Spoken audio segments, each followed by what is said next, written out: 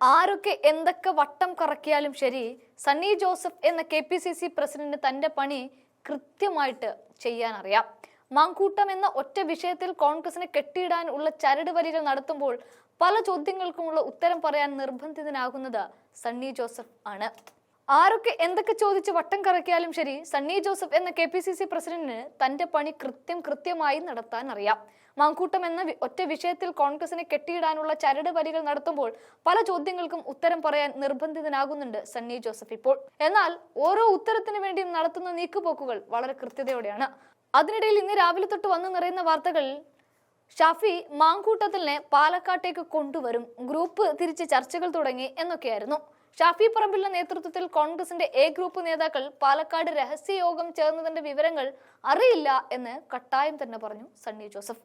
അറിയില്ല എന്ന ഉത്തരത്തില് ഇനി ചോദിക്കണ്ട എന്നൊരർത്ഥം കൂടിയുണ്ട്. രാഹുൽ മാങ്കൂട്ടത്തിനെതിരെ സംഘടന എടുത്തത് ഉചിതമായ തീരുമാനമാണ് എന്നും പാലക്കാട്ട് MLA സജീവമാകുന്നതടക്കം ആലോചിച്ച് ചെയ്യാമെന്നും അദ്ദേഹം കണ്ണൂരിൽ മാധ്യമങ്ങളോട് പറയുന്നുണ്ട്. അതായത് ആലോചിച്ചിട്ട് നിങ്ങൾ നോക്കിക്കോളാം എന്ന. ഷാഫി പറമ്പിൽ MPയുടെ നേതൃത്വത്തിൽ വ്യാഴാഴ്ച KPCC ജനറൽ സെക്രട്ടറി C ചന്ദ്രന്റെ വീട്ടിലായിരുന്നു A ഗ്രൂപ്പ് നേതാക്കൾ യോഗം ചേർന്നത് എന്നാണ് പറയുന്നത്. രാഹുൽ മണ്ഡലത്തിൽ നിന്ന് ഏറെ നാൾ വിട്ടുനിന്നാൽ തിരിച്ചടിയാകുമെന്നാണ് യോഗത്തിലെ വിലയിരുത്തൽ. അദ്ദേഹത്തെ പാലക്കാട് വീണ്ടും എത്തിക്കുന്നതിനെ കുറിച്ചും നേതാക്കൾ ചർച്ച ചെയ്തു എന്നാണ് അറിയുന്നത്. വിവിധ സംഘടനകളുടെയും ക്ലബ്ബുകളുടെയും അസോസിയേഷനുകളുടെയും പരിപാടികളിൽ പങ്കെടുപ്പിച്ചുകൊണ്ട് രാഹുലിനെ വീണ്ടും മണ്ഡലത്തിൽ സജീവമാക്കാനാണ് നീക്കം. പക്ഷേ ഈ വിഷയത്തിനേക്കാൾ സണ്ണി ജോസഫിന് പറയാനുണ്ടായത് മറ്റു ചില കാര്യങ്ങളുണ്ട്. സ്പീക്കർ വീണ്ടും സഭയ്ക്കുള്ളിലേക്ക് എത്തും മുൻപേ മന്ത്രിക്കൂട്ടം ചെയ്തു കൂട്ടുന്ന കാര്യമാണത്. അതൊന്ന് കാണാം.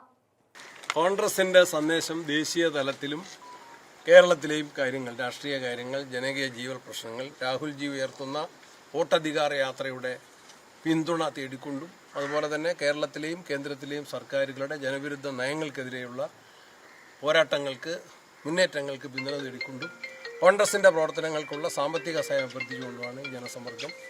എല്ലാ വാർഡുകളിലും എല്ലാ വീടുകളിലും പ്രവർത്തകർ പോകണം.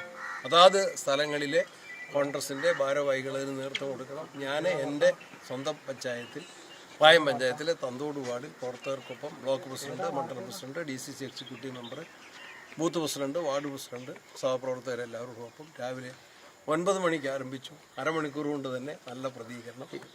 വീടുകളിൽ ആളുകളുടെ എല്ലാ വീടുകളിൽ നിന്നും അനുകൂലമായിട്ടുള്ള. കോൺഗ്രസ് ഒരു രാഷ്ട്രീയ പ്രതിസന്ധിയെ കൂടി നേരിടുകയാണ്. അതിനിടെയാണ് ഈ ഗൃഹസമ്പർക്കം. കോൺഗ്രസ് എല്ലാ കാര്യങ്ങളിലും ഉചിതമായ തീരുമാനം എടുത്തു എന്ന ജനങ്ങളുടെ നല്ല ബോധ്യത്തിലാണ്, ജനങ്ങളുടെ നല്ല പിന്തുണയാണ് ഞങ്ങൾക്ക് ലഭിച്ചുകൊണ്ടിരിക്കുന്നത്. ഈ സംസ്ഥാന സർക്കാർ ഈ തദ്ദേശ തെരഞ്ഞെടുപ്പിന് മുമ്പോടിയായി ഇപ്പോൾ ഈ വികസന സദസ്സുകൾ, തദ്ദേശ സ്ഥാപനങ്ങളിൽ വികസന സദസ്സുകൾ നടത്താൻ തീരുമാനിച്ചിട്ടുണ്ട് എന്ന വിവരമാണ് ഇപ്പോൾ പുറത്തു വരുന്നത്. അതിന് ഈ തദ്ദേശ സ്ഥാപനങ്ങൾ തന്നെ പണം ചെലവഴിക്കുന്നതിന് വേണ്ടിയുള്ള നിർദ്ദേശമൊക്കെ നൽകിയിട്ടുണ്ട്. എന്താണ്? ഞാൻ കോടിക്കണക്കിന് രൂപ വാരിക്കോരി ചെലവഴിച്ച് പിരിവിടത്തും സർക്കാർ ഖജനാവിൽ നിന്നും ചെലവഴിച്ചു. മുഖ്യമന്ത്രി ഒരു പരിപാടി നടത്തിയായിരുന്നല്ലോ 2023. അതിന് എത്ര രൂപ ചെലവാക്കി? നവകേരള യാത്ര, എന്താ അതിന്റെ പേര് തന്നെ മറന്നുപോയി. പേര് തന്നെ നിങ്ങളും മറന്നുപോയി, ഞാനും മറന്നുപോയി, ജനങ്ങളും മറന്നുപോയി, മുഖ്യമന്ത്രിയും മറന്നുപോയി. ഒരു സിംഗിൾ പൈസയുടെ പദ്ധതി അതിന്റെ പേരിൽ നടപ്പിലാക്കിയിട്ടുണ്ടോ? എന്തെങ്കിലും ഒരു നേട്ടം, ഒരു കടുകിട മണിയുടെ ഒരു നേട്ടം കേരളത്തിലുണ്ടായിട്ടുണ്ടോ? രണ്ടാമത് മുഖ്യമന്ത്രി വീണ്ടും ഒരു ജനസമ്പർക്ക പരിപാടി നടത്തിയായിരുന്നല്ലോ. ഇപ്പോൾ ഒരു തട്ടിപ്പാണിത്, തട്ടിക്കൂട്ടലാണിത്, ജനങ്ങളുടെ മുൻപിൽ പരാജയം സമ്മതിക്കലാണിത്. ഇതുവരെ ചെയ്യാത്ത ഇനിയാണോ വികസനം? ഒരു പഞ്ചായത്തിന്റെ കാലാവധി തീർന്നു കഴിഞ്ഞു, ഇലക്ഷൻ ഡിക്ലെയർ ചെയ്യാൻ പോവാണ്. ഇനിയാണോ വികസനം? ജനങ്ങൾക്ക് നന്നായിട്ട് തിരിച്ചറിവുണ്ട്. ഈ സർക്കാരിന്റെയും അവരുടെ നിയന്ത്രണത്തിലുള്ള തദ്ദേശ സ്ഥാപനങ്ങളുടെയും ഭരണ പരാജയങ്ങൾ ജനങ്ങൾ സമ്മതിക്കുന്നു. അതിനെതിരെയുള്ള വിധിയെഴുത്തിന് ജനങ്ങൾ കാത്തിരിക്കുകയാണ്.